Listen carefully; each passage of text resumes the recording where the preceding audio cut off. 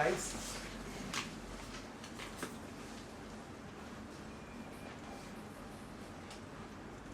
elasticity of demand, or simply it may be called elasticity of demand. Price we can put in bracket means that it may be called elasticity of demand.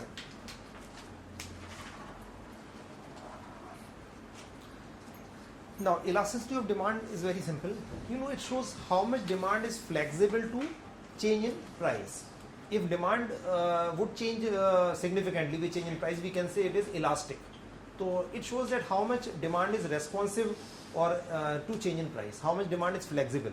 If price would change, demand would change more or less. If price would change and demand would change significantly, then we say it is elastic or not? Yes. And if price has changed and demand is not changed much, minor change in demand, then we say it is not elastic or inelastic. So I think what this point, how much demand is responsive to change in price, that is elasticity of demand. So mention that definition, that it is the responsiveness of quantity demanded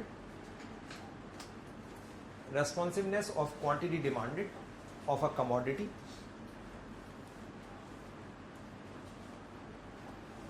to the change in its price. Responsiveness of quantity demanded of a commodity to the change in its price. Responsiveness of quantity demanded of a commodity to the change in its price. That is price elasticity of demand. If price would change, demand would change more or less. It's very simple. If let's suppose price of a commodity change by 10% and demand increase by more than 10%, then we say it is elastic. And if it is changing by less than 10%, less than proportionally, we say it is inelastic or less elastic or inelastic. So, and formula, how we write formula? Simply percentage change in QD divided by percentage change in price. Percentage change in QD divided by percentage change in price.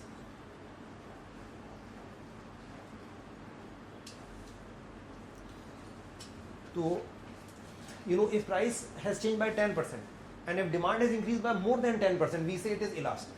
And if it is changing by less than that percentage, means if with change in price, quantity demanded is not changing as much as this, then we say it is inelastic or less elastic. So I think what this point? It shows that how much, what is the strength of relation between price and QD. If there are more, means high strength of relation means minor change in this will trigger a very high change in this, then it means that it is elastic. Now demand may be elastic or may be inelastic, so I'll explain with the help of diagram. Now make two curves. One is elastic demand. Elastic demand. Now technically meaning of elastic demand is that E is greater than 1. And second, inelastic.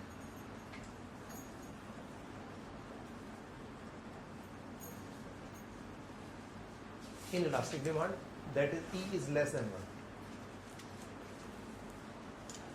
Elastic demand, E greater than 1. Inelastic demand, E less than 1. Acha, E is greater than 1, what does mean? This is numerator, this is denominator, so which should be more? Numerator, because if the number is 2 upon 2 is how much? 2 upon 2, 1. 10 upon 10 is also 1. So if the numerator is more than denominator, then number will be more than 1. If this is more than upper 1, then it is less than 1. Simply, so what this means? Okay, this should be more than this. So if E is greater than 1, can we conclude that this percentage in QD must be more than percentage in price? Yes. So it means this thing, percentage change in QD is greater than percentage change in price. E greater than 1 means this thing.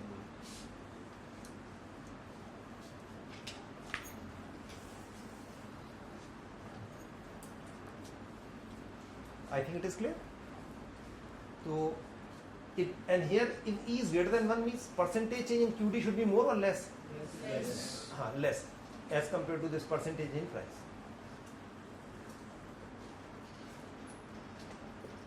Acha, now I'll explain with the help of curve. Now make two curves. But this would be on same line. This baseline would be same at the same level.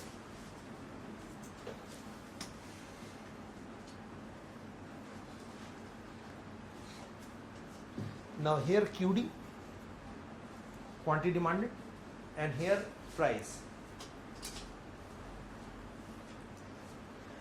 Now make one curve somewhat flat like this, not horizontal but quite flat. Demand of Mr. A, let's suppose DA. Make another curve somewhat steep, not vertical but quite steep. So the slope must be different. It would be quite steep like this, and it should be almost quite flat. Now first take this price from this side. Let's suppose price is OP. This is QA. This is QB. Let's suppose price is OP. At OP price, Mr. A is buying OQA quantity and Mr. B is buying this QB quantity, this much quantity.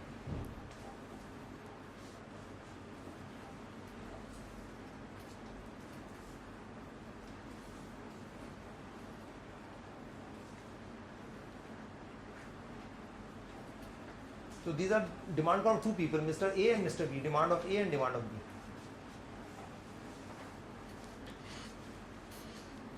Okay, draw this. Then reduce the price. Then we will reduce price. And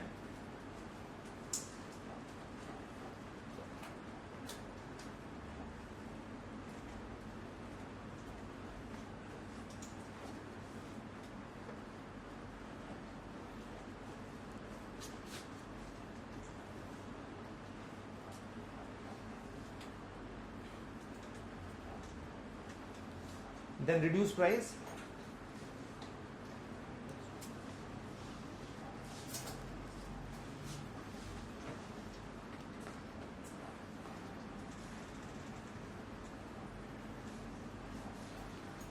Now you can see demand of A has increased from here to here, this much. Demand of B has increased this much.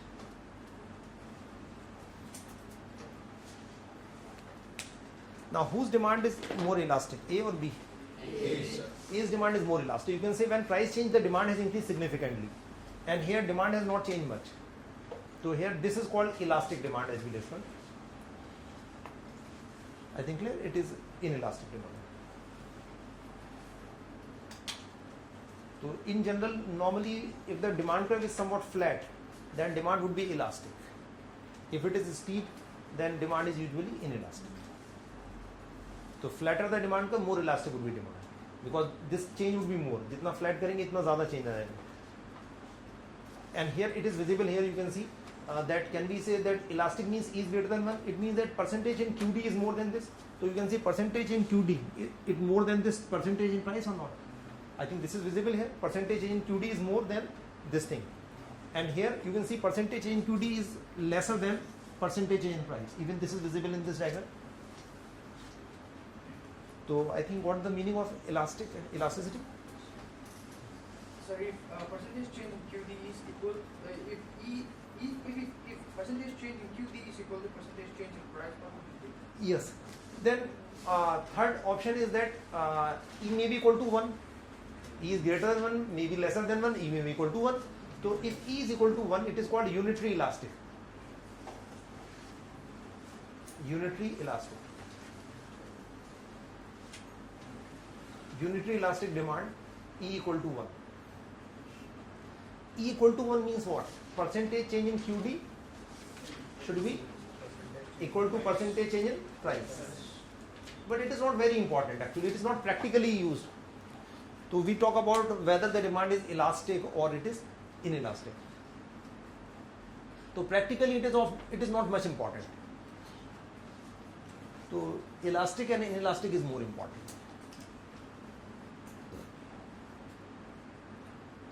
Although there are other possibilities, like E is greater than 1 here and E equal to 0, E may be equal to 0, E may be equal to 0, then it is called what? It should be elastic or inelastic?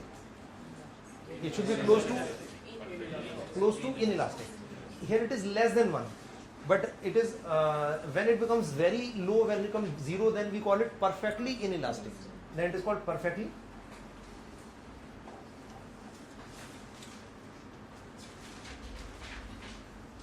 inelastic. Perfectly inelastic means what? Ki price may change, demand would change or not? We change price? No, demand won't change. So what would be the shape of demand curve in this case? Here QD and here vertical line. Demand curve would be like this. Means price may be this much, price might increase or decrease, demand would not change. Demand curve would be a straight line. Price you increase or decrease, quantity won't change. Any example of this? I told you one example. Salt. In case of salt, demand would be like this, perfectly inelastic. The price of salt might increase or decrease, quantity would not change. People would buy same quantity. But this is a very rare situation. Just in case of salt is an example, or you may write down example salt. But this is very rare. I think it is clear. So demand curve of salt would be like this, E equal to 0. Okay, so demand, but exactly, so this is less than 1 and here 0. And here, like this, if it is greater than 1. And greater than 1 extreme case may be infinitely large. It's very large. So then we can say fifth, that is E equal to infinity or tending to infinity. Means infinity means very large. E equal to or tending to infinity is very, very large. Then it is called what? Perfectly elastic. Perfectly elastic. Here what should be the shape of demand curve? Horizontal. Demand curve would be horizontal line. But it is not practical. So there is no practical example of this infinitely elastic. Here it means that at a particular price their demand can be anything. If the price will change marginally, then demand would change infinitely. So practically no example of this. So I think what the idea? Ki if E is greater than 1, then elastic, and if it is very large, then we say it is perfectly elastic. And in between 2 is this E equal to 1 unitary elastic. If it is less than 1, this, and it becomes 0, then perfectly elastic. So it is of 5 types. But practically, but for your purpose, these 2 is only important. These are not much important. So at the most you should remember name and what is the meaning of this. These are not practically, these are important. Elastic and inelastic. I think clear? I think what this point, so this is important, ki elastic and elastic. Next thing is that what are the factors which affect demand, elasticity of demand. So determinants of E. Determinants of E. Now what are the factors which affect E means what? Elasticity of demand. Or in short we call it elasticity of demand, but full name is price elasticity of demand. Now one is the nature of commodity.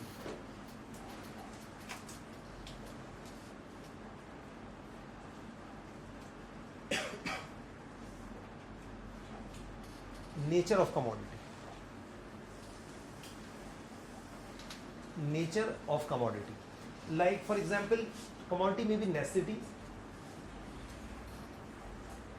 or luxury. In case of necessity, like food, demand would be elastic or inelastic? Inelastic. In case of food, elastic or inelastic?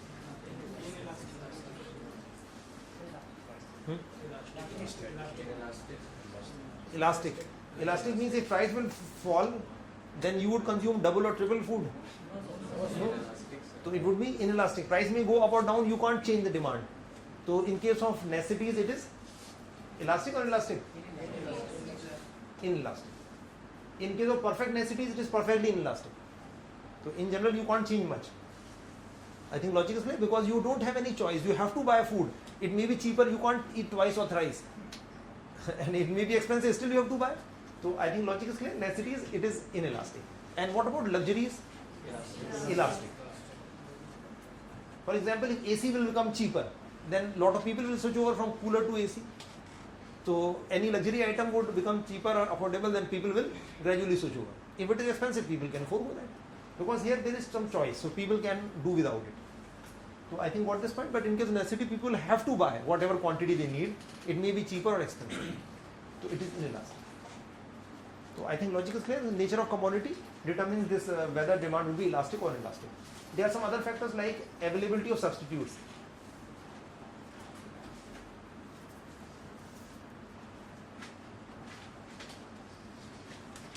Availability of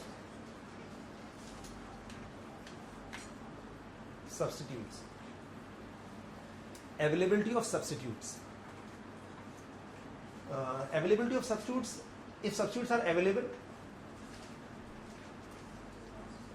or we can say no substitute. First of all, if substitutes are available, then demand would be elastic or inelastic? Inelastic. If substitutes are available, then elastic. If no substitute, then inelastic. Because in no substitute, then you don't have any choice. You have only one choice, to buy that or not to buy it. For example, I'll give you illustration for this. If substitutes are available, for example, let's suppose if there is no substitute, for example, like you went to market. Let's suppose you in the morning you went to buy a toothpaste, and in your colony there is only one shop, and that is having only one toothpaste. Let's suppose having Colgate toothpaste only.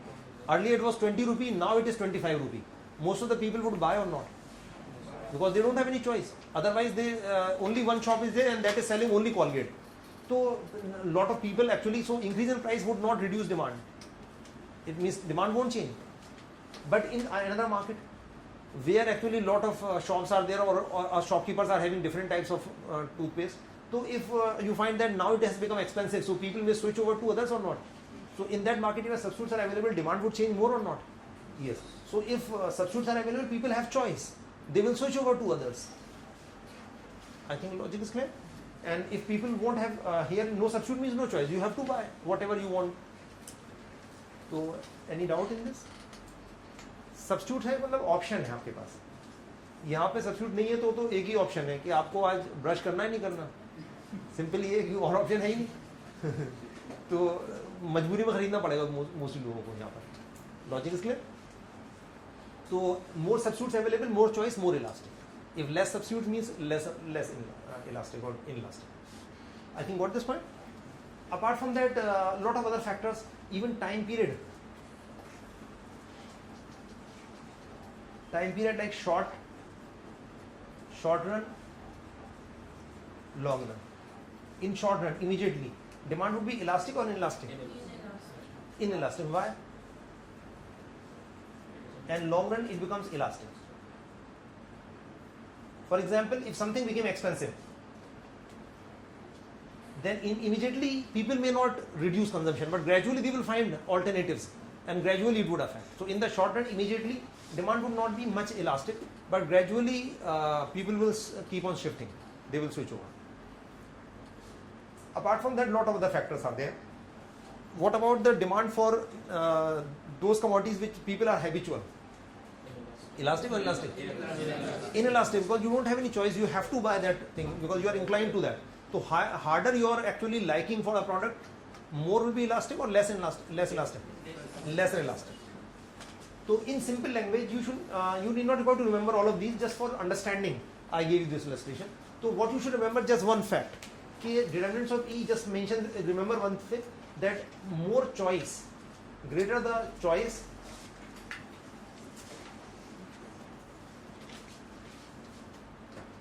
greater elasticity. Simple. More choice to consumer, more elastic demand. If consumer is having choice, larger the choice, more elastic would be demand. So got this point?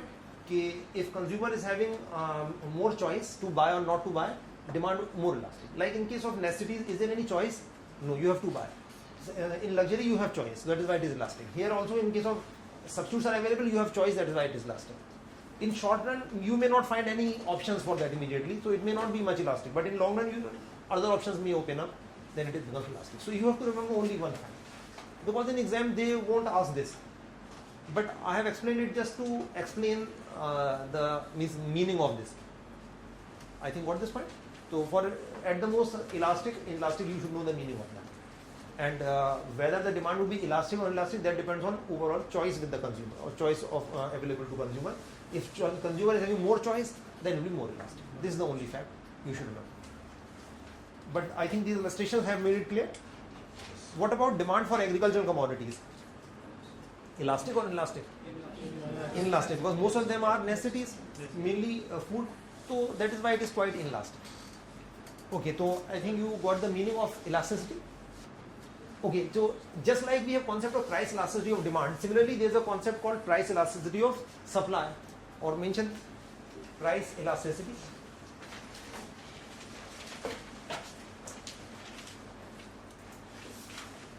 of supply. So here ES, can you tell me what should I write here? Elasticity, E, why I wrote in S? Because when we say elasticity, we mean elasticity of demand. Here, elasticity of supply, price elasticity of supply. Percentage change in what? Quantity supplied. Divided by price. Simply instead of QD, you have to write QS. Other things are exactly same. Now, if can you tell me this thing? Let's suppose one case elastic supply. Elastic supply. So ES, value of ES should be what? You have to tell me. ES value should be greater than 1. Greater than 1, what does mean? Percentage change in QS should be greater than percentage change in price. Curve will be flatter or steeper? Flatter. But it is supply curve is upward, downward. QS and price. Upward but flat. Like it is downward flat, it is upward flat. Let's suppose supply of firm X. Now you can see this thing. This is price. This is supply. If price would go up, then you can see supply has increased significantly or not. So can we say it is elastic or not? Percentage in QS is much more than this percentage in price.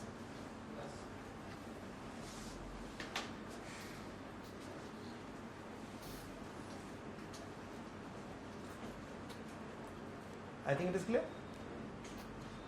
Exactly same concept, just like we have discussed price elasticity of demand. Exactly same. Here it is downward flat, here it is upward flat. And exactly now you have to tell me inelastic supply. Inelastic supply. Now value of ES should be what? Less than 1. Less than 1 means which should be more? Percentage in QS or change in price? Percentage in price. So same thing exactly, percentage change in QS should be less than percentage change in price. Can you make a curve on your own? Yes. Try to make a curve of inelastic supply. So make curve on.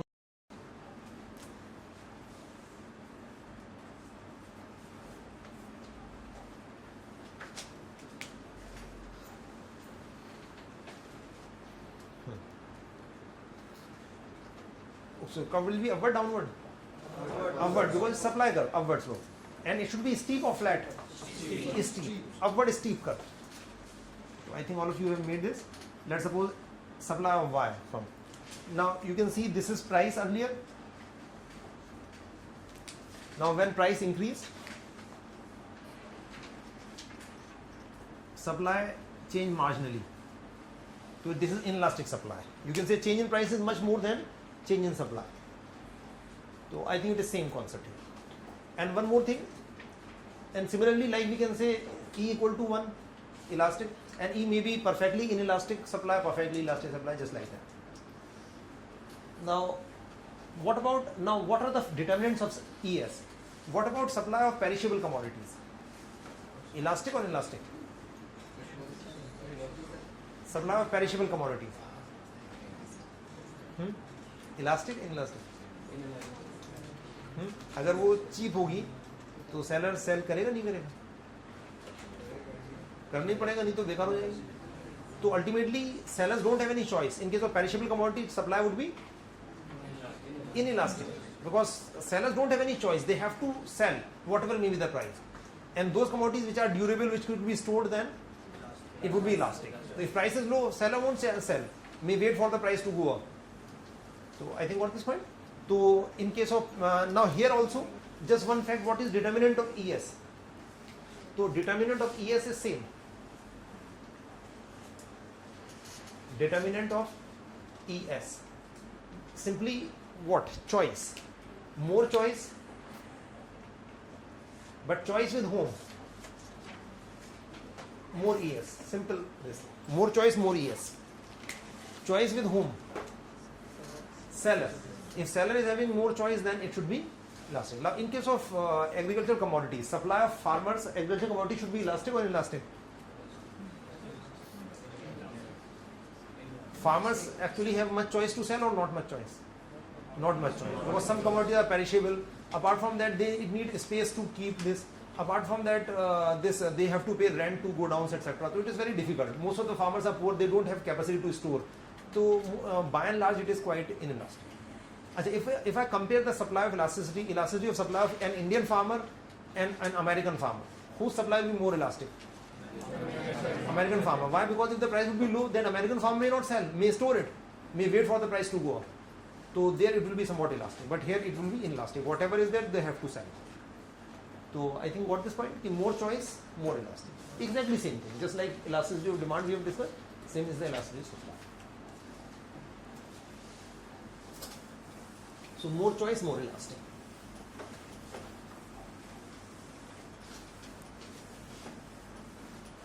No doubt in this? Okay, now I'll give you some examples on this, practical examples of this. One more thing, what about demand of oil, like petrol or diesel, fuels? Demand of fuel is elastic or inelastic? Inelastic. Inelastic means we cannot change demand much. Yes or no? If let's suppose crude oil prices price would increase to double or maybe reduce to half. Let's suppose in we are importing 75% of our crude oil requirement. We have to import. So mainly we are dependent on import actually crude oil. So in mid 2014 the price was $110 per barrel, about 110, even more than 110.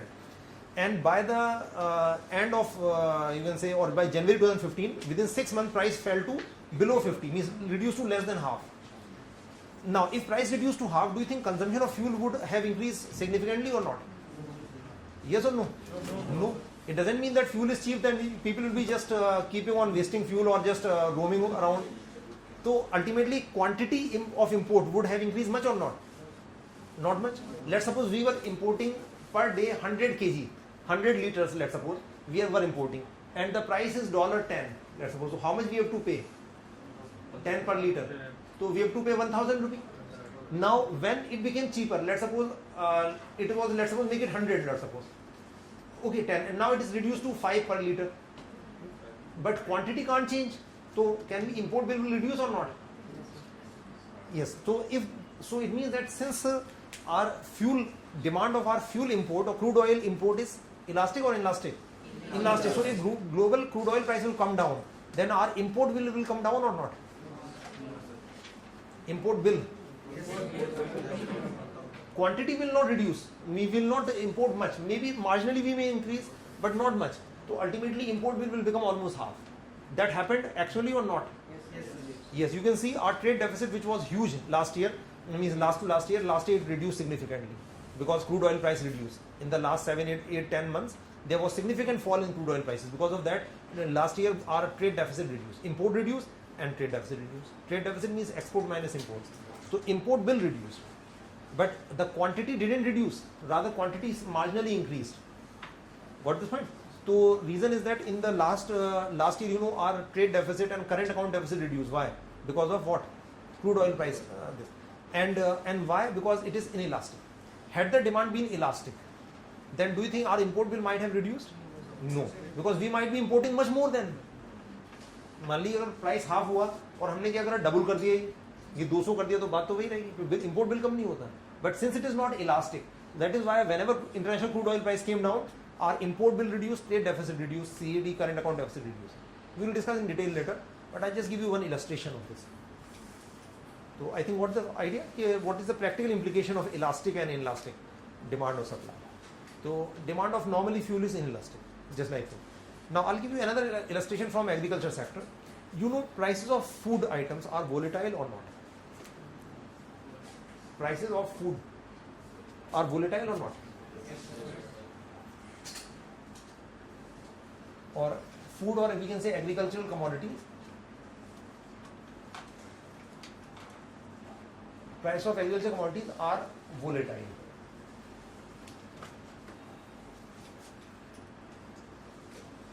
So prices of agricultural commodities are volatile.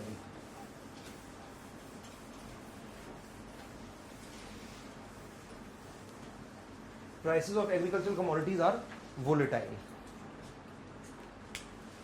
Volatile, you can see price of any vegetable or fruit may be 10 rupee per kg. Tomorrow it may be 15 rupee, or maybe next month it may be 30, 40 rupee per kg.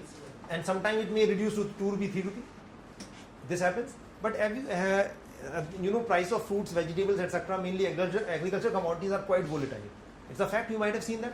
But have you ever heard of something like, in case of other commodities, so much fluctuation in price? Like price of the, like marker may be 25 rupee right now. It might increase to 50, 100, 200 rupee and then came down to 2 rupee. Can it ever happen? Never happen. But in case of agricultural commodities, like some crops, sometimes they sell at 20 paisa, 50 paisa per kg. Like in case of last year, in case of tomato, it was so cheap. Means even sometimes the price of agricultural commodities reduces below cost of harvesting. It can't recover even cost of harvesting. So farmers have to leave the crop in the field itself. It happens sometimes. And sometimes you can see the price one years even touched 100 rupee per kg. So prices are very volatile. Sometimes 1 rupee 50 paisa per kg, sometimes 100 rupee per kg. So why it is so? Can you tell me the reason for this? Yes, to the point, because the demand is elastic or inelastic? Inelastic. And supply is also inelastic. So reason for this is that the demand and supply are inelastic.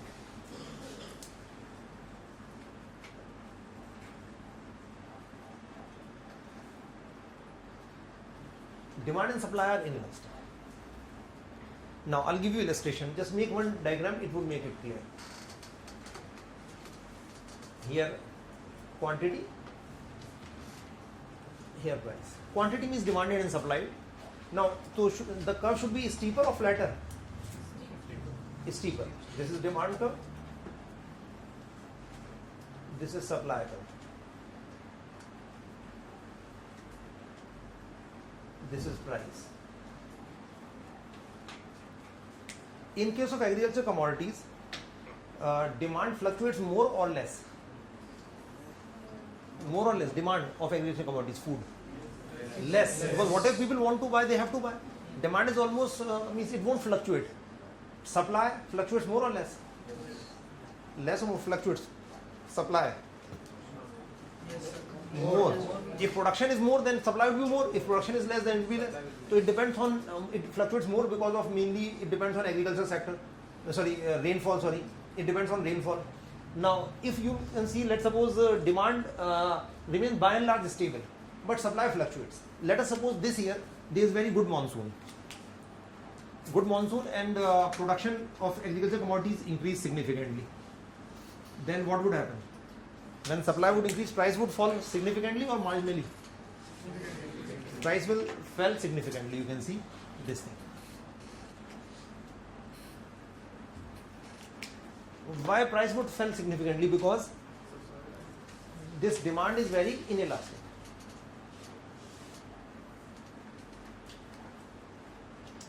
So there would be significant change in price.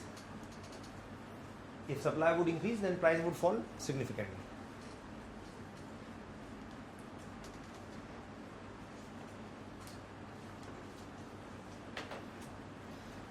Now my question is that had the demand curve been elastic, it should be like this.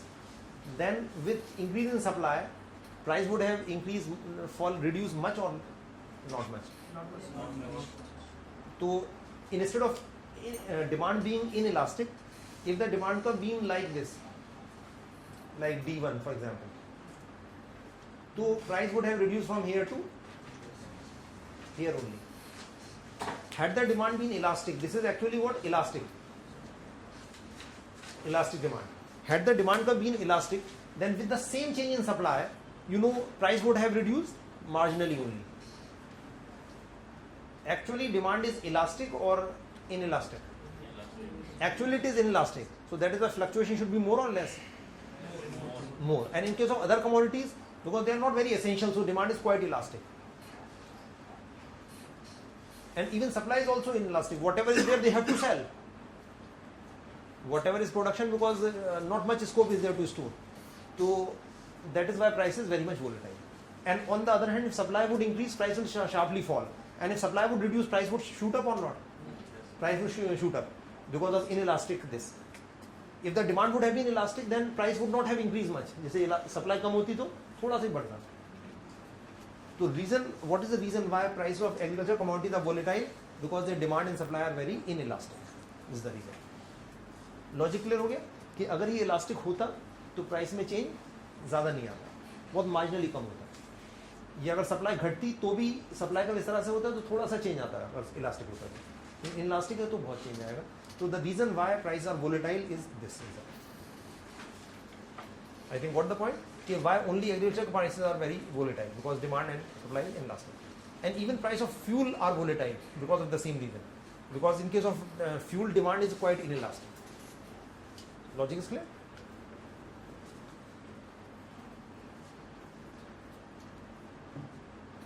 Any doubt in this? Okay, now I'll explain this one more concept from this almost similar example.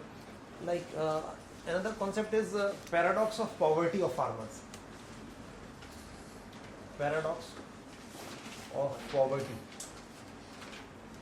of farmers. What is the meaning of paradox? Paradox of poverty of farmers. Something self-contradictory thing, anything which is contradicting itself, that is called paradox. Now what is the meaning of this paradox? I'll explain in very simple words. First of all, if a crop of a farmer would let's suppose damage, there may be some drought or disease or something, farmers would gain or lose if their crop would be damaged? Production would reduce, let's suppose reduce to 1/3, 1/4, so farmers will gain or lose? Lose. I think very simple. Now exactly opposite would happen. If there is bumper crop, the production increased substantially, every farmer's production is now doubled or tripled, then what would happen? Farmers will gain or lose? They will lose heavily. Now it's not a paradox. If production would reduce, farmers will lose. If production would increase, they would again lose. And if production is average, they are already poor. So farmers are bound to be poor. Already they are poor. If production will reduce, they will become poorer. If production will increase, they will further become poorer. So ultimately it's a kind of paradox. Logic is clear? If production will reduce, farmers will lose. Production would increase, farmer would again lose. In both the ways they are going to lose. And otherwise also in average production they are already poor. I think logic is clear? This is the meaning of paradox. Now why this happens? Now this is very simple. If crop would fail, they don't have much to sell, then certainly they will lose. But why in case of overproduction they lose? In case of overproduction they lose because price fell significantly. Again I am making again you can make a similar diagram. Here let's suppose QT, here it is price. This is demand, this is supply. Let us suppose the farmer used to sell, let's suppose this is QT, let's suppose this is potato.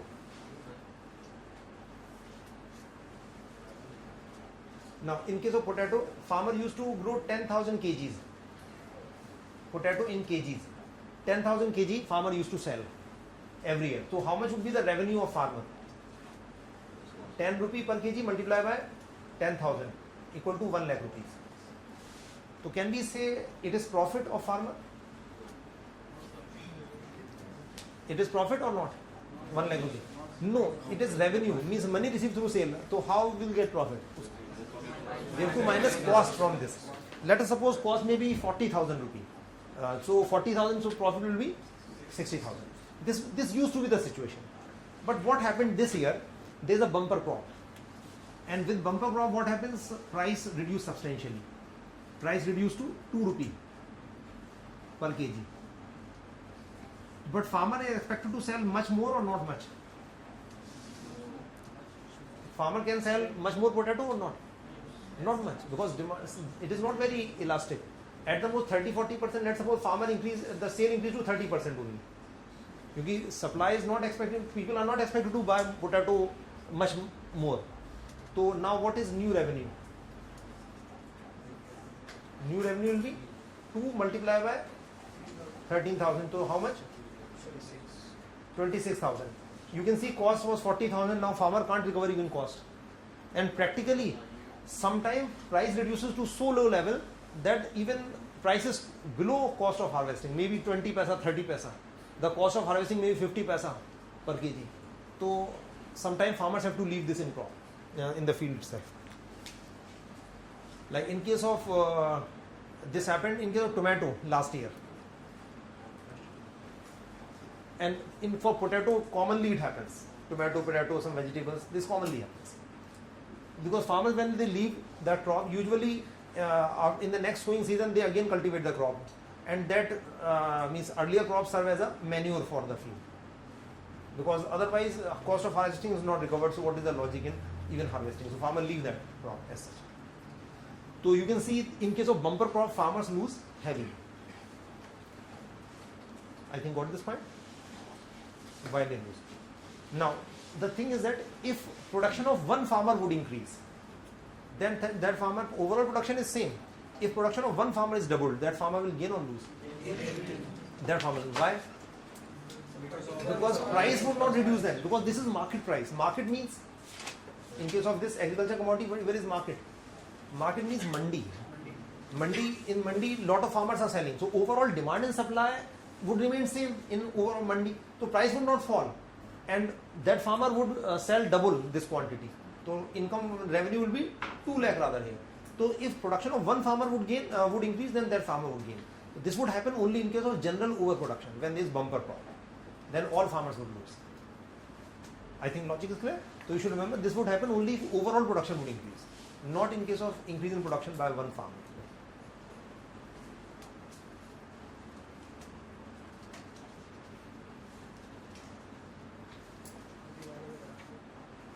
And next thing is that, sometimes you might have heard of that in America and Europe. Usually they used to export wheat and some commodities. When there is overproduction, when there is bumper crop, instead of exporting more, they dump in the sea, they set on fire. Any logic why? If there is overproduction in America, they actually dump this out on fire rather than to export or to give aid to other countries. Why? To maintain the demand. They will maintain the price. Why? Demand is Yes, same thing. If they would export more, what would happen? In international market, price will fall drastically and their export earning will reduce. That is, this revenue would be export earning, this much price per dollar. So their export earning will reduce. If they would try to export more, then their export earning will reduce. So because the objective of export is what? Social welfare or to earn forex? Earn forex. So if they will be exporting more, they will not be able to earn more forex. So they won't increase export much. Marginally they may increase. So what they do, in case of overproduction, they just fill the godowns. And once all godowns are filled, otherwise also that should be wasted. So what they do, they properly dispose of. They don't export much, because if they will increase export much, then they will lose in this way. That is the logic for why they dump and why they set on fire. I think logic is clear. No doubt in this. Now from the same table diagram, I'll ask one more question from you. If overall production increases, then farmers lose. Overall, if production would reduce, exactly opposite would happen. If the production of every farmer is 1/3 now, then price must shoot up. Theoretically, farmer should gain or lose. Farmer should gain or lose. If exactly opposite happens, instead of double production, if production reduces to half, every farmer's production reduced to half, overall supply would reduce, then price would shoot up or not? Farmers would gain or lose in that way. Farmers should gain or not? Yes, because because price will increase. Let's suppose production reduced to half, price would be more than doubled. In elastic means it will be more than doubled. So farmer should gain or not? Farmer should gain. Theoretically. But does it ever happen? Huh? Now it's not a paradox. Another paradox, when they are supposed to lose, they are the losers. When they are supposed to gain, they never gain. Why they never gain? What is the main reason? If production is less, you got the question. If production would be less, then supply would be less. So price would shoot up substantially. Quantity would not reduce. But price would go up substantially, then they are expected to gain. But ever farmer, have you heard of that farmer gain because crop failed? No. Why not? Theoretically they should gain or not? Why there is a difference in theory and practice?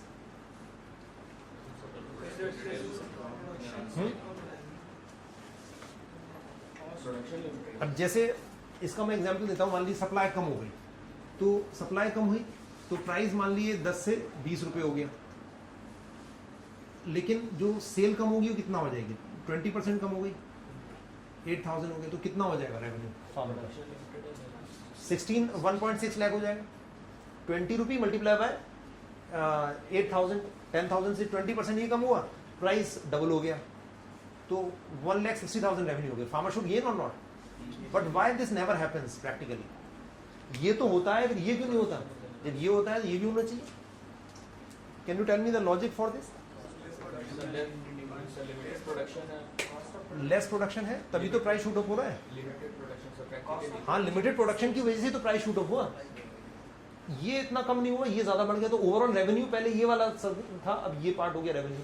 तो farmer should gain.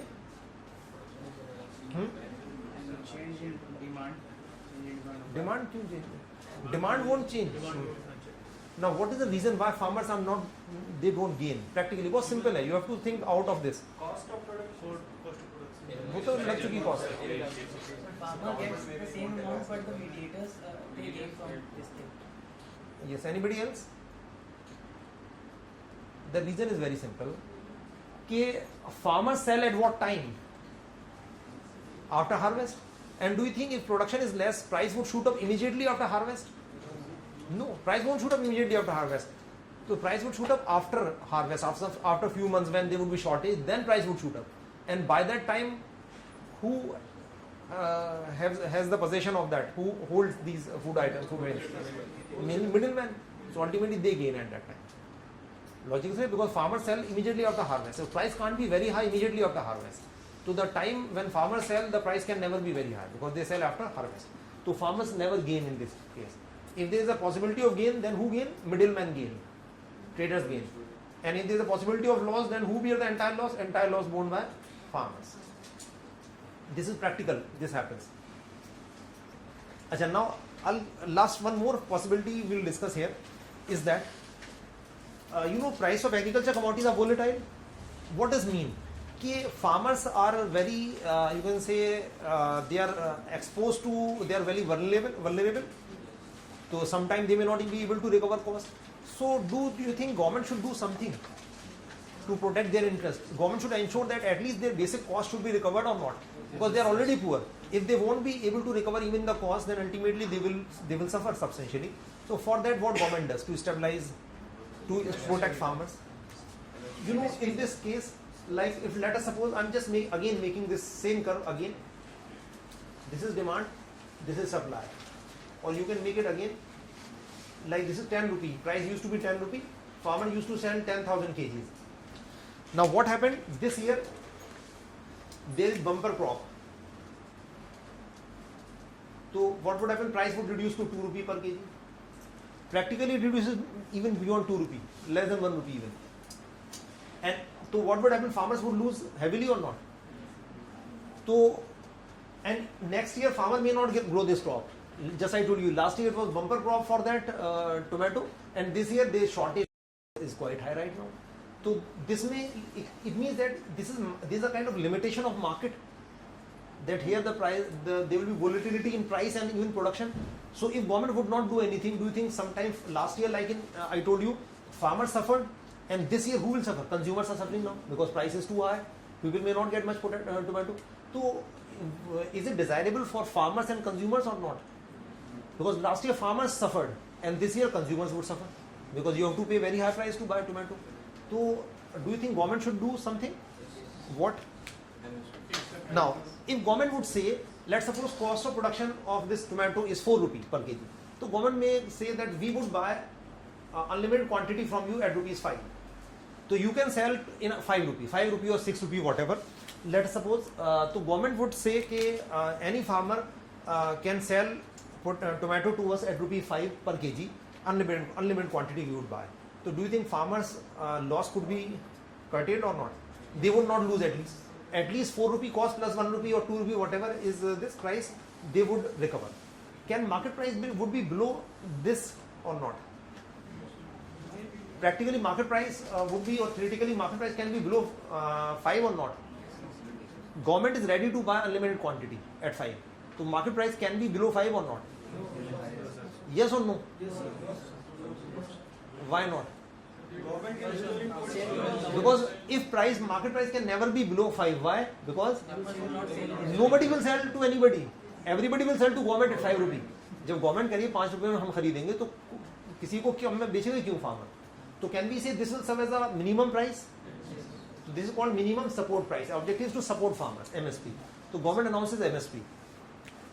So MSP is the price at which government guarantees to buy unlimited quantity from farmers.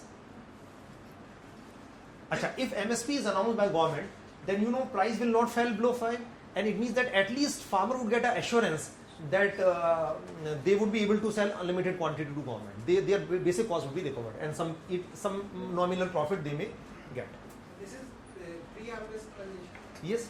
Pre-harvest condition. Now, what do you think? MSP should be announced before harvest or before sowing? Need कब है? Before sowing. अगर उसने sow कर दिया, फिर उसके बाद अगर मान ली last year price was very low, this year farmers were happy, they didn't grow, and you are announcing it after that, then what happened? अब वो immediately तो sow करके नहीं कर सकते. तो ये तो before sowing announce करना चाहिए नहीं करना चाहिए? MSP is announced before sowing season because the objective is to give a minimum guarantee that don't worry, just sow this crop, we'll pay this much rupee per kg. Logic is clear? So why it should be announced before sowing season? Because its objective is to give a guarantee to farmers that don't worry, just grow this crop. Achha, and would it ensure that at least their cost would be recovered and some nominal profit? Then farmers would not be apprehensive of growing this crop. So production would be stabilized or not? If production would stabilize, then price will automatically stabilize or not? So is it important to announce MSP or not? Yes. Because if MSP won't be there, then it will lead to fluctuations in production. So you got the need or justification for MSP, minimum support price, why government announces MSP. And you should remember it is only for agriculture commodity, not for any other commodity, because of this problem of volatility. But I'm coming to that point. I think you got this idea what is the need of MSP? Need क्या है? Achha, what is the objective of MSP? To protect the interests of farmers. But indirectly तो consumer का भी protect करेगा, but directly objective is to ensure at least it will protect interests of farmers during crop failure or not? Yes, sir. Crop failure पे भी protect करेगा? Yes or no? Not at all. Crop failure पे तो price कम होगा ही नहीं. तो MSP पे market price से इससे ऊपर ही होगा उस time पे. So it will protect the interest of not during crop failure, but in case of bumper crop overproduction. Clear? देखिए farmers face two types of risk: production risk and marketing risk. Marketing का मतलब price कम होना. तो कौन सा risk cover करेगा? Production risk या marketing risk?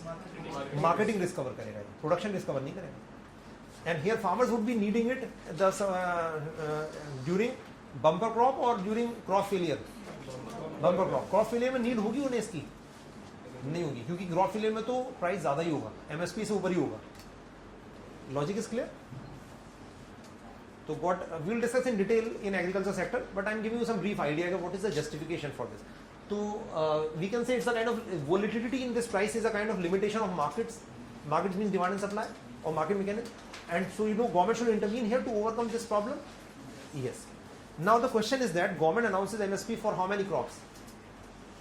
For 24 crops overall, and why not for tomato or potato? What is the logic? Government does not announce MSP for tomato or potato. Why not?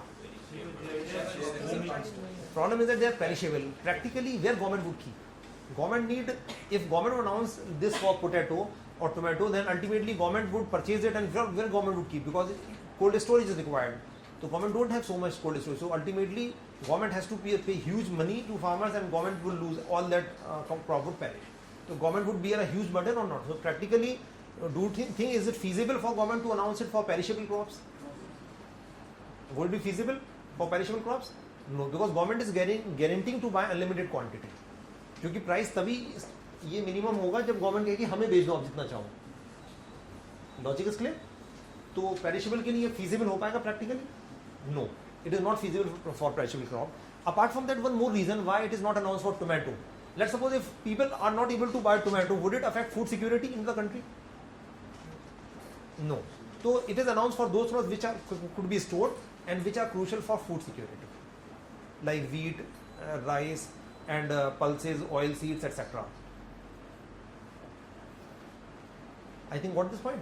MSP is announced for those crops which could be stored and which are crucial for food security, like wheat, rice, pulses, various types of pulses, and various types of oil seeds, and some other commodities like even sugar cane, etc., which could be stored. We would discuss in detail in agriculture sector. I just give you an idea, justification to that it's a kind of limitation of markets. When we say demand and supply, there are markets. So government intervention is required to overcome some limitation of markets. We have discussed price. Now we come to another concept. We have discussed price elasticity of demand. There is another concept which is similar to price elasticity of demand, that is income elasticity of demand. It's very simple, nothing new here. Income elasticity of demand. Earlier we discussed price elasticity of demand. So price elasticity of demand, I said responsiveness of quantity demanded to change in price. So what it should be? Responsiveness of quantity demanded to change in income. Or you may write down that it is the responsiveness of quantity demanded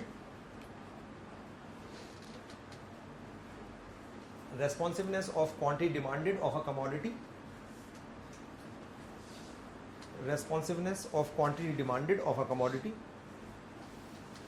to the change in income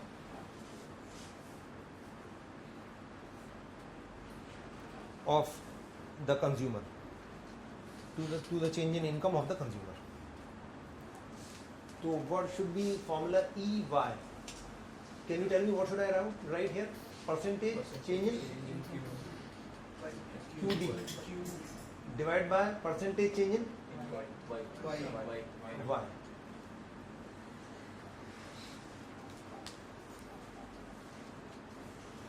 So percentage change in quantity demanded divided by percentage change in income. I think very simple. कि अगर आपकी income बढ़ेगी तो demand, if you are increasing demand more than proportionately, we call it income elastic. And if let's suppose your income is doubled and you increase demand by more than doubled, then we call it elastic और elastic? Elastic, but we'll call it income elastic. And if with increase in when your income would be doubled, तो your demand would not increase by double but increase but marginally, then we call it income inelastic. तो just like here we can say one situation may be that EY is greater than 1, then we say income elastic demand. Now you should remember here income we have to prefix. When we say elastic demand, we mean price elastic in general. If nothing is mentioned, we consider to be what? Price elasticity of demand or income elasticity? Price elasticity. If nothing is mentioned, when we say elasticity, we mean price elasticity. So, but income here we have is must. Income elastic demand. If income would increase, demand would increase more than proportionately. Here we can show this with the help of income demand curve. So, but no need to go in that detail. And second, we can say possibility one is that EY is less than 1, then we call it what? Income inelastic. Income inelastic demand.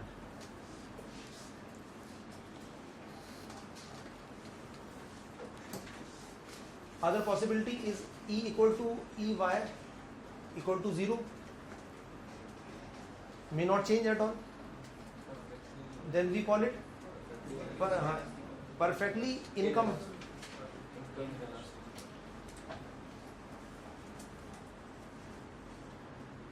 Perfectly income inelastic demand. Any example of this? Like this happens in case of which thing? Like this happens in case of which thing? If y is less than 1, इसका मतलब है कि when your income would increase, demand would increase, but marginally. So this would be a kind of which kind of commodity? Necessity. तो necessity में कैसी होनी चाहिए? Example? Necessities. So in case of necessities, the income elasticity of demand is low. अच्छा, usually it should be in which kind of item? This happens in case of luxury. अच्छा, ये बिल्कुल जो जीरो होगी वो हम कहेंगे परफेक्ट नेसेसिटीज. परफेक्ट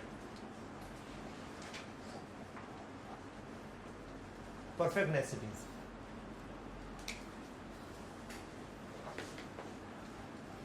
तो this may happen in case of perfect necessities. Perfect का मतलब जैसे लेट सपोज व्हीट और flour, how much you need for a month, तो you would not actually change that. तो whatever is the quantity of flour or rice you need, that would be almost means it won't change at all within income. I think it is clear. तो perfect necessities and here necessities. But ये मतलब less than 1 है और ये 1 का मतलब ये जितना ज़्यादा कम है, मतलब 0 के पास जा रहा है उतनी ज़्यादा close necessity है. Logic is clear. Apart from that एक possibility और हो सकती है कि y may be less than 0. 1 भी हो सकती है बट नॉट वेरी इंपॉर्टेंट. अच्छा, लेस देन 0 का मतलब क्या हुआ? इसका मतलब हुआ negative. EY less than 0. Less than 0 means negative का मतलब क्या हुआ कि if income would increase then what would happen to QD? Would decrease. Is it possible और not? Yes. And if this happens, if when income increases people buy less, then those goods are called, क्या उनका नाम क्या होता है? Inferior goods. This happens in case of inferior goods.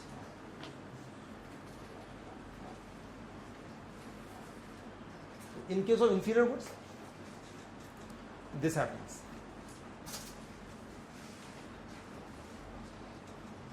You got the meaning? Less than 0 का मतलब negative हो गया. इसका मतलब नेगेटिव का मतलब क्या है कि ये अगर बढ़ा है ये घटा, ये अगर इनकम बढ़ी ये घटा. तो if variables are moving in opposite direction, मतलब इफ इनकम इंक्रीज हुई तो ये प्लस में आएगा, चेंज इन डेल्टा वाई, और ये रिड्यूस हो रही है डिमांड तो ये माइनस में आ जाएगा. तो minus plus means minus overall. तो this is negative. I think what the point. Normally तो क्या होता है कि when income increases people buy more, but यहाँ पे अगर उल्टा हो गया तो इंफीरियर गुड हो जाएगा. अच्छा, what are inferior goods? Now write down. Simple, this is the definition. What is written here? So just mention that these are the goods whose demand, these are the goods whose demand decreases, with increase in income, whose demand decreases with increase in income of the consumer, whose demand decreases with increase in income of the consumer. When income of a consumer would increase, demand would decrease, and vice versa.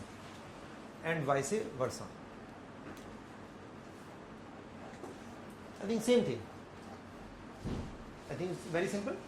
कि inferior goods are those goods whose demand decreases with increase in income of the consumer. जब income बढ़ेगी लोग कम खरीदेंगे. Any example of inferior good? Jowar bajra, like coarse grains. So if a poor person is buying coarse grains, if the income of that person would increase, that person would buy more jowar bajra or would buy a better quality of like wheat or rice. So that person would buy less jowar and will buy more wheat in that. So that we can say jowar is a kind of inferior good. Or other example may be like dalda ghee. If a person is consuming dalda ghee because that person can't afford desi ghee, when income of that person would increase, that person will buy more dalda ghee, less dalda ghee. less or may not buy at all, may switch over to desi ghee. I think got this point. So like dalda ghee and this coarse grains, these are inferior goods. I think clear? So can we say that this dalda ghee or this coarse grain like bajra is inferior good for everybody? If the rich person likes bajra and he is actually consuming bajra, if that person's income would increase further, that person won't consume bajra. Keep on continuing. So is it inferior good for that person? No. So you should remember, a good may be inferior for one person, may not be for another person. So can we have any general example of inferior good? No. So example आपने अगर लिखा है तो आप काट दो उस example को. Because we can't have general example. We can't say that bajra is inferior good. It may or may not be. It may or may not be. अगर आपको पसंद ही है डालना. If somebody likes dalda ghee, so that may not be inferior good. So we can't have any general example of inferior good. It would vary from person to person. ये relative है. I think logic is clear. So we can't have any general example of that. Example आप अपने समझ नहीं लिख सकते हो Dalda, but you should mention that dalda ghee or coarse grains, but these are not inferior for everybody. So we can't have general example of inferior goods. So I think you got this point. अच्छा normally जो जब अगर positive होता है is greater than zero अगर होता है तो उसे हम बोल देते हैं एक और टर्म लिख सकते हैं E Y is greater than zero, तो उन्हें बोल देते हैं normal goods. Greater than zero का मतलब क्या है? If income increases then QD increases. So those goods are called normal goods. Normal goods are those goods whose demand increases with increase in income. तो normal goods का मतलब क्या है? Their demand increases with increase in income. I think it is clear. तो ये normal good हो गए. अच्छा greater than zero का मतलब ये भी हो सकते हैं, ये भी हो सकते हैं. 1 2 दोनों आ जाएगा. If fifth will include 1 as well as 2. I think clear. क्योंकि ये भी ग्रेटर देन जीरो है, ये भी ग्रेटर देन जीरो है. तो नॉर्मल गुड्स के लिए I have just given you this definition of normal goods. I think it's clear. तो if you want you can mention this thing कि their demand increases with increase in income. Simple. Normal demand decreases with increase income. यहाँ पे inferior. तो inferior का opposite क्या है? Normal good. तो I think it is clear. अच्छा, these are terms which are related with income elasticity of demand. Even there is a concept of one more concept is there for elasticity, cross elasticity of demand. उसमें क्या लिखेंगे cross elasticity of demand?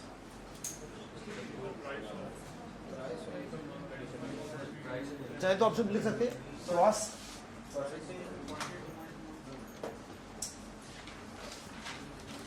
elasticity of, but it is not much important for GS. Cross elasticity of demand. Just write down the formula only. EC, it will be percentage change in QX, QD of X, and percentage change in price of Y. Commodity X है और ये commodity Y है. QD X की जैसे X का मतलब T हो गया और change in price of coffee. X example जैसे T and Y example coffee. So related goods means change in demand of one good divided by percentage change in price of other related goods. Good. But it's not very important. Just you should have a rough idea.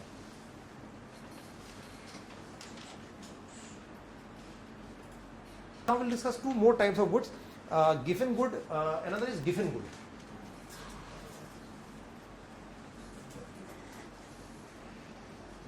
Giffen goods. Giffen goods, these goods are named after Sir Robert Giffen. Robert Giffen. These are named after Sir Robert Giffen. Sir Robert Giffen. Now, what are Giffen goods? So, write down the definition first. These are those inferior goods. These are those inferior goods whose demand, these are those inferior goods whose demand increases with, whose demand increases with increase in their prices. Whose demand increases with increase in their prices, and vice versa. Whose demand increases with increase in their prices and vice versa. So when the price of these goods would increase, then their demand would also increase. So what I have dictated, these are those inferior goods whose demand increases with increase in their prices and vice versa. The most important problem here is that there is a confusion between inferior goods and given goods. They are very confusing. Now, what is the difference in given good and inferior good? First of all, this is usual or unusual? Inferior good. Usual situation or unusual? Unusual है ना, income बढ़ने से तो normally लोग ज़्यादा खरीदते हैं या कम खरीद रहे हैं. This is unusual. Clear? This is usual और अनयूजुअल?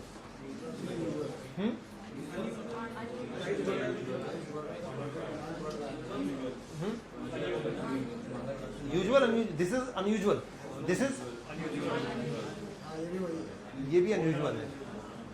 ये लॉजिक नहीं है कि अगर ये इस डायरेक्शन में जा रहा है तो दूसरे डायरेक्शन में जाएगा.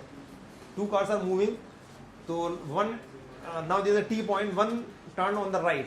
What would happen to the next car? Left जाएगी, राइट जाएगी. T point आ गया, एक राइट मुड़ गई. अब दूसरी कार कहाँ जाएगी? राइट जाएगी, लेफ्ट जाएगी. एक पहले तो राइट चली गई, अब दूसरी किधर जाएगी? जब एक तो देयर इज नो सेंस कि अगर दूसरे के बारे में कुछ नहीं कहा गया, how you can say? You can't presume anything. So never presume anything.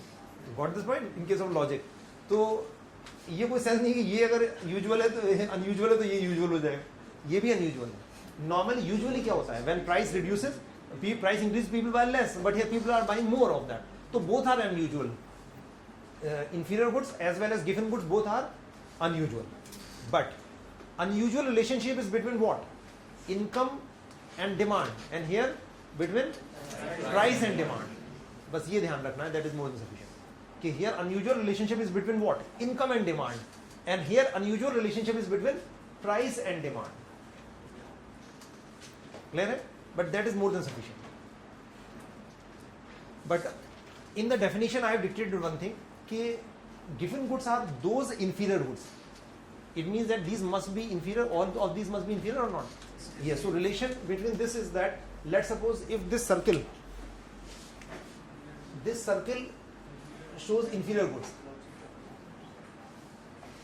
If this is inferior goods, then given goods must be inside this. This is given goods. This bigger circle shows inferior good, then given good must be inside this. It means that if a good is not inferior, it can never be given. Can you cite some example? Example हो सकता है कोई? इसका कोई example है? Universal example है इसका कोई? जब इसका ही नहीं है तो इसका कहाँ से आ जाएगा? इंफीरियर ही तो होगा. गिवन गुड तो इंफीरियर होगा. इंफीरियर का ही कोई इसका ही एग्जाम्पल नहीं है, तो इसका अलग से कुछ नहीं हो सकता. अब एग्जाम्पल वही है कि ज्वार में भी दिस और डालडा घी में भी this example. I'll give you example for this. When these goods, I think you got this idea. But that is more than sufficient. Actually, during Second World War, Sir Robert Giffen in UK, he find out that the price of inferior quality of bread was consistently increasing, and its demand was increasing. People were buying more and more of that bread. So he was astonished why it happens, because since this bread is becoming expensive, so people must be not be buying much. Rather, people are buying more and more of that bread. So he was astonished that when prices are increasing of that bread, why people are buying more. He then, when he inquired, he find out that that inferior quality of bread was bought by very poor people, and that was a main item of their consumption. When the price of that main item of consumption would increase, then poor people will become better or worse off. Worse off. Now, since they have become much worse off, they have to spend more on normal goods or less on normal goods. Less. They have to buy more of that bread. So they have to curtail consumption of fruits, vegetables, etc., and they have to buy more of that particular bread. Inferior quality, better quality of bread they have to curtail, and the inferior quality they have to buy more quantity to maintain their consumption. but it's very rare situation. Practically it's very rare, because a good would be given only if it must be inferior and it must be bought by a very poor person. It means that it must be food item, बस food ही होगा, food के अलावा कुछ हो ही नहीं सकता practically. तो क्योंकि बहुत गरीब आदमी क्या खाता है, food ही लेता है, बस food ही होगा ये. And it should not have a substitute. It should not have substitute. अगर substitute हुआ तो switch over कर जाएगा वो. Substitute नहीं होना चाहिए clause इसका, तभी होगा. लेकिन that is very rare situation. तो right now practically if you find any given good, right now you may not find any given good. अभी practically बहुत ही rare होगा कोई. तो problem is that practically if you think, तो it is very difficult to find any given good. So a particular good may be inferior for one person, for other person it may be given also, or it may not be given, it may be only inferior. I think clear? But what is important for examination point of view, you should have this idea that here unusual relationship is between income and demand, and here is between price and demand. This is the only thing. At the most you can remember this fact, that all given goods are inferior goods. This is more than sufficient. I think got this point? Logic is that why people buy more. For example, jowar. Person is buying jowar. Jowar might become expensive, but still it may be much cheaper than wheat. In order to maintain minimum consumption, person has to buy more quantity of jowar, even it has become expensive. May curtail wheat, because if he would, let's suppose price of jowar has increased from 6 to 7 rupee. Price of wheat is 14 rupee. If he will buy 1 kg less of wheat, 14 rupees will be released, and he can buy 2 kg of jowar. So to maintain consumption, that person has to buy more of jowar. But it should not have substitute, like it should not have bajra or other substitute. Only then it would be different. But practically it is very rare. So I think logic is clear. I think got this point. Now, if I ask you one question, this given goods, are they violate law of demand? Yes or no? Yes. What is law of demand? It says that when price increases, QD must decrease. Is it a violation of law of demand? And what should be the shape of demand curve here? अगर हम demand curve बनाएंगे कैसा shape आएगा? Upward, downward? QD and यहाँ पर price. Can we say this demand curve? Yes or no? Yes or no? Is it a demand curve? Yes, it's a demand curve, but it is actually does not obey law of demand. Exception है होगा तो क्योंकि demand curve shows what relation between QD and price. It is demand curve, but it is exception to law of demand. ठीक है, तो given goods are exception to law of demand. You may mention that. So given goods are exception to, these are exceptions to law of demand. Exception to law of demand means they violate law of demand. मतलब law of demand को violate करते हैं और demand का कैसा होगा? Upward होगा.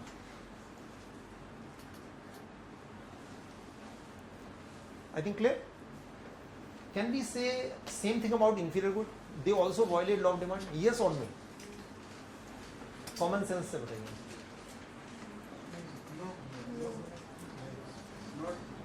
Exception है लॉ ऑफ डिमांड का नहीं है? यस और नो? नो. एक्सेप्शन है? नहीं है. कुछ कह ही नहीं रहा उसके बारे में, तो it is not exception. You should remember, it is not exception of law of demand. हो भी सकता है, नहीं भी हो सकता. ये अगर यहां पर है तो एक्सेप्शन है लॉ ऑफ डिमांड का, और यहां पर है तो नहीं. तो इन जनरल अगर क्वेश्चन आता है कि inferior good are the exception to law of demand, then we say no. May और मे नॉट बी. ये क्लियर है? यहाँ पे तो हम कुछ कहीं नहीं रहे ना. Law of demand talks about price and QD, not about income. तो it has nothing to do with law of demand. Law of demand का इससे कोई मतलब नहीं inferior goods. Logic is clear? अच्छा, apart from that there is one more good, that is called this Veblen goods. Veblen goods.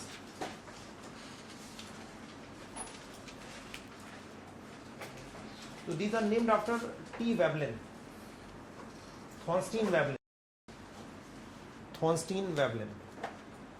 or T. Veblen. So write down what are Veblen goods. To mention that these goods are associated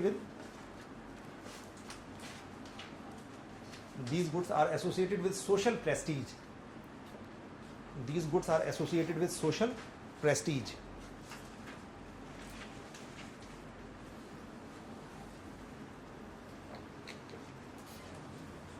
So these goods are associated with social prestige, like expensive diamonds,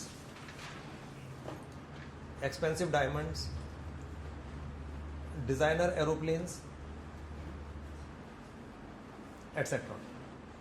So designer aeroplanes, even rare articles, etc. And also mention their demand increases. Their demand increases with increase in their prices. Their demand increases with increase in their prices. Their demand increases with increase in their prices. And vice versa. So what does mean? Ki when price would increase, then QD would also increase. And it is similar to which kind of good? Given good की तरह होगा. And can we say अच्छा demand का कैसा होगा? QD and upward downward. So can we say they violate law of demand? Yes, they also violate law of demand. So what is the main difference between these two? Babylon goods में given good में difference क्या है? ये inferior है, ये inferior नहीं है. मतलब मेन देखिए both violate law of demand. Both बिल्कुल एक ही चीज़ है. प्राइस बढ़ने से डिमांड बढ़ेगी, प्राइस घटने से डिमांड घटेगी. Same. Both violate law of demand. But what is the difference? The main difference is that these are bought by very, very poor people and these are bought by very, very rich people. Not rich people, very, very rich people. जैसे मान लीजिए like suppose Kohinoor diamond. Now it becomes cheaper. So the very rich person, the person say no, now anybody can buy this. Now it's no longer a status symbol for me. So won't buy that. That person won't demand. So if that will something become expensive, then person will say okay, I'll buy it. Now I'll show. The person, these goods are used for social prestige. They will flaunt in parties. You know, I have bought this piece of stone in 2,000 crore rupees, like that. So they will show that for me money is negligible. Actually, I just paid this much 2,000 crore rupees or 100 crore rupees for this thing. Just so they want to show their that how much money they have. So there is no worth of money for them, for social prestige. Actually. So I think what this point is also rare. It's also very rare. I think what the point? Or we can say, you know, in general, very, very poor people and very, very rich people, they hardly bother about other laws of society. Yes or no? So they don't follow law of demand as well. Because very poor people, they are hungry because they, until they are fed, they will think these things are higher needs. And very rich people, whatever they do, that becomes a norm. Everybody would follow them. So they hardly need to bother. They have a different world altogether. So I think got this point. So they both violate law of demand.